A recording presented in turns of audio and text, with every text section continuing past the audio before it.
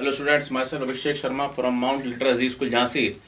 As you know that we have successfully completed 3 chapters in class 12th economics, that is introduction, some basic concepts of macroeconomics, third national income and related aggregates.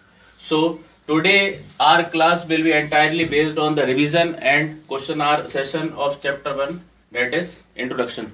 So my first question is, what is macro and micro economics?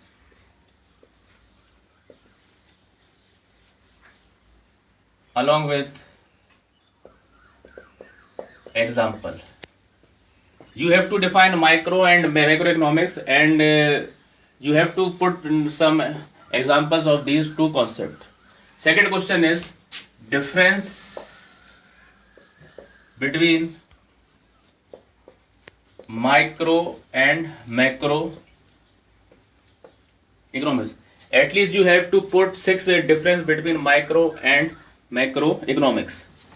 Third question is, what is economic agents? You have to define what are economic agents. If you are not remembering it, I would just like to recall you that economic agents refers to the individual and institution who take economic decisions like RBI, SEBI, Securities and Exchange Board of India, TRAI, Telecom Regulatory Authority of India. Now, question 4th is micro and macro paradox.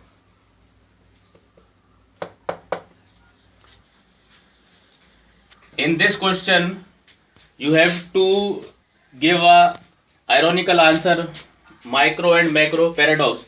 Just for recalling you, I want to tell you that what is logical at the micro level may not be logical at the macro level.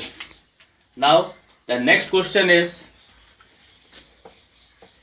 scope of macroeconomics.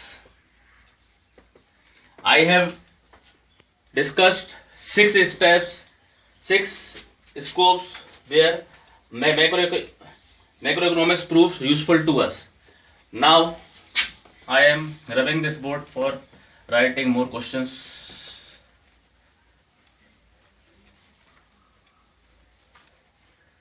Question number 6. What is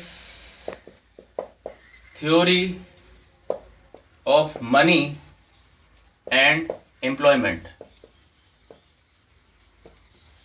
What are the theories related or associated with money and employment? Next question is, what is inflationary and deflationary gaps? Another question is role of government. So these are the questions which are related to the scope of macroeconomics, and we are moving to the last part is, what is the significance of macroeconomics? Means, what is the importance of macroeconomics? Why are we reading and why are we learning this topic? Now some more question related to this chapter.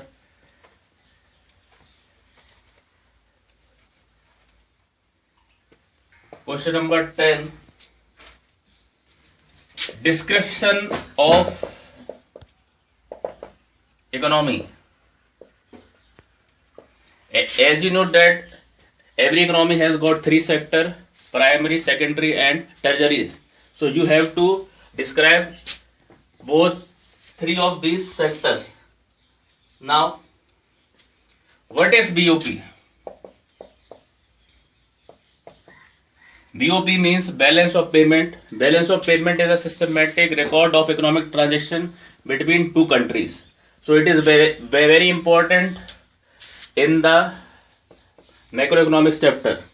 Now, moving to the last question, policy formulation.